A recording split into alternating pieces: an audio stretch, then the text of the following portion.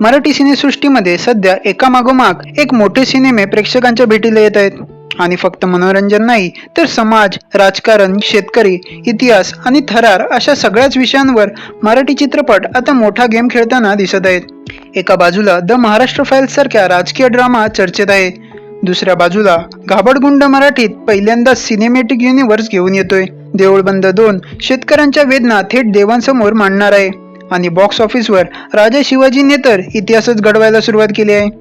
आजच्या या व्हिडिओमध्ये आपण या चारही मोठ्या मराठी सिनेमांबद्दल सविस्तर जाणून घेणार आहोत. व्हिडिओ शेवटपर्यंत नक्की पहा, कारण शेवटी आपण पाहणार आहोत मराठी सिनेसृष्टीत सर्वात मोठा बॉक्स ऑफिस बदल. द काश्मीर फाईल्स आणि द बंगाल फाईल्स नंतर आता फाईल्स नावाचा आणखी एक सिनेमा चर्चेत आला आहे. पण हा सिनेमा विवेक अग्निहोत्रींचा नाही आहे. मराठी सिनेसृष्टीत आता येतोय द महाराष्ट्र फाईल्स. 18 मे रोजी या सिनेमाचा ट्रेलर रिलीज झाला आणि सोशल मीडियावर मोठी चर्चा सुरू झाली, कारण या ट्रेलरमध्ये दाखवण्यात आलंय भ्रष्टाचार, जमीन अधिग्रहण, सत्तेचा गैरवापर आणि सामान्य लोकांचा संघर्ष. या सिनेमाचं दिग्दर्शन संजीव कुमार राठोड यांनी केलं आहे आणि जय जगदंबा प्रोडक्शनच्या बॅनरखाली हा चित्रपट 29 मे रोजी थिएटरमध्ये रिलीज होणार आहे.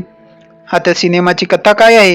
या चित्रपटांमध्ये 40 किलोमीटर लांबीच्या 4 लेन राष्ट्रीय महामार्ग प्रकल्पाभोवती संपूर्ण संघर्ष फिरतोय. एका बाजूला विकासाच्या नावाखाली जमीन अधिग्रहित केल्या जात आहेत, तर दुसऱ्या बाजूला शेतकरी आपली जमीन वाचवण्यासाठी लढताना दिसतोय. ट्रेलरमध्ये वारंवार कमी मोबदला, संशयास्पद मृत्यू आणि सत्ताधाऱ्यांकडून होणारा गैरवापर दाखवण्यात आला आहे. विशेष म्हणजे हा फक्त राजकीय ड्रामा नाही, तर सामान्य माणूस विरुद्ध व्यवस्था असा संघर्ष सिनेमात दिसणार आहे. कास्टबद्दल बोलायचं झालं तर सिनेमात मोठी स्टार कास्ट आहे. मंगेश देसाई, उषा नाडकर्णी, सयाजी शिंदे, विना जामकर आणि नागेश भोसले यांसह सनी लिओनी, गौतमी पाटील आणि सपना चौधरी यांचीही झलक ट्रेलरमध्ये दिसते.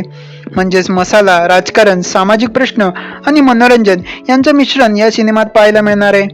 ट्रेलरच्या शेवटी एक गोष्ट स्पष्ट जाणवते, हा सिनेमा फक्त कथा सांगणार नाही तर अनेक अस्वस्थ करणारे प्रश्न विचारणार आहे. आता बोलूया एका अशा मराठी सिनेमाबद्दल जो मराठीत पहिल्यांदाच युनिव्हर्स कॉन्सेप्ट घेऊन येत आहे. होय, घाबडगुंड. हॉलिवूडमध्ये Marvel cinematic universe, DC cinematic universe, बॉलिवूडमध्ये कॉप युनिव्हर्स हे आपण पाहिलं आहे, पण आता मराठी सिनेमातही हा प्रयोग होत आहे. हा चित्रपट 19 जूनला रिलीज होणार आहे आणि सध्या सर्वात जास्त चर्चा होते अभिनेता देवदत्त नागे यांच्या लुकची. जय मल्हार मालिकेमुळे घराघरात पोहोचलेले देवदत्त आता एक पूर्णपणे वेगळ्या अवतारात दिसणार आहेत. या सिनेमात ते खंगरी नावाची व्यक्तिरेखा साकारत आहेत. या सिनेमात त्यांचा रांगडा लुक, तीक्ष्ण नजर आणि गूढ व्यक्तिमत्व सध्या सोशल मीडियावर चर्चेचा विषय ठरत आहे. देवदत्त नागे याआधी आदिपुरुषमध्ये हनुमान, तानाजीमध्ये सूर्याजी मालुसरे आणि अनेक हिंदी तेलुगू सिनेमांमध्ये दमदार भूमिका केल्या आहेत, पण घाबडगुंडमध्ये त्यांचा अवतार पूर्णपणे वेगळा आहे. या सिनेमाचं सर्वात मोठं आकर्षण म्हणजे त्यांचं युनिव्हर्स बिल्डिंग. दिग्दर्शक प्रीतम S.K. पाटील यांनी कल्पनेच्या पलीकडचं एक वेगळं विश्व तयार करण्याचा प्रयत्न केला आहे. मराठीत अशा प्रकारचा थरार आणि सिनेमॅटिक स्केल फार कमी वेळा पाहायला मिळतो. त्यामुळे हा सिनेमा फक्त मराठी प्रेक्षकांसाठी नाही तर पॅन इंडिया लेवलवर चर्चेत येऊ शकतो असं बोललं जात आहे.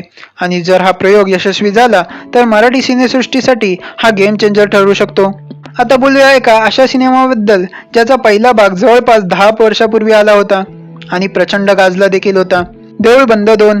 प्रवीण तरडे दिग्दर्शित हा सिनेमा 21 मे रोजी रिलीज होणार आहे.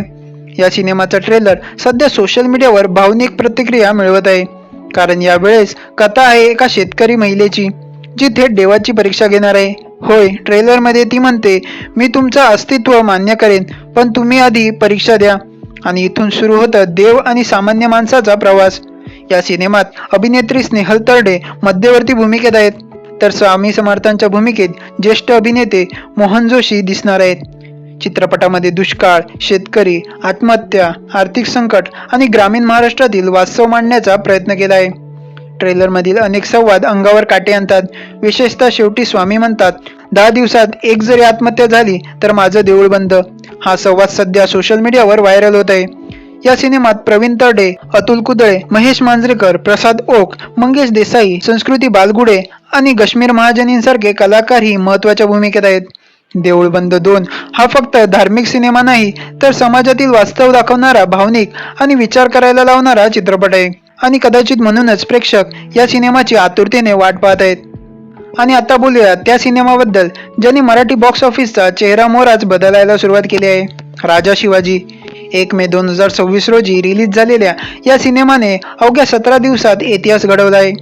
रितेश देशमुख दिग्दर्शित या सिनेमाने पहिल्याच दिवशी सर्वाधिक ओपनिंगचा विक्रम केला होता. पहिल्या आठवड्यात सिनेमाने तब्बल 57 कोटींची कमाई केली. दुसऱ्या आठवड्यात 27 कोटी आणि आता 17 दिवसांवर या सिनेमाची देशांतर्गत कमाई आहे 93 कोटी. तर एकूण ग्रॉस कलेक्शन 109 कोटींवर पोहोचलं आहे. जगभरात या सिनेमाने 114 कोटींची कमाई केली आहे. यासोबत सैराट नंतर 100 कोटींचा टप्पा पार करणारा हा फक्त दुसरा मराठी सिनेमा ठरला आहे. आता सर्वांच्या नजरा एका गोष्टीकडे लागल्या आहेत. राजा शिवाजी सैराटचा रेकॉर्ड तोडणार का? सध्या मराठी सिनेमांच्या सर्वाधिक कमाईच्या यादीमध्ये सैराट पहिल्या क्रमांकावर आहे. पण राजा शिवाजी ज्या वेगाने कमाई करत आहे ते पाहता विक्रम लवकरच तुटण्याची शक्यता आहे. या सिनेमात महेश मांजरेकर, सचिन खेडेकर, विद्या बालन, संजय दत्त, जेनेलिया देशमुख आणि भाग्यश्री यांसारखी मोठी स्टारकास्ट आहे.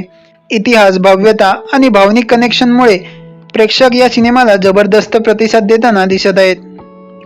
एक गोष्ट मात्र स्पष्ट आहे, मराठी सिनेसृष्टी आता फक्त प्रादेशिक मर्यादेत राहिले नाही. राजकीय ड्रामा असो, सामाजिक वास्तव असो, सिनेमॅटिक युनिव्हर्स असो किंवा भव्य ऐतिहासिक चित्रपट असो, मराठी इंडस्ट्री आता प्रत्येक स्तरावर मोठे प्रयोग करत आहे. तुम्हाला यापैकी कोणता सिनेमा सर्वात जास्त उत्सुकता निर्माण करणारा वाटतो? द महाराष्ट्र फाईल्स, घाबडकुंड, देऊळ बंद 2 की राजा शिवाजी? हे मला कमेंटमध्ये नक्की सांगा. तुम्हाला व्हिडिओ आवडला असेल तर लाईक करा, शेअर करा आणि चॅनल सबस्क्राईब करायला विसरू नका. पुन्हा भेटू एका नव्या अपडेटसह.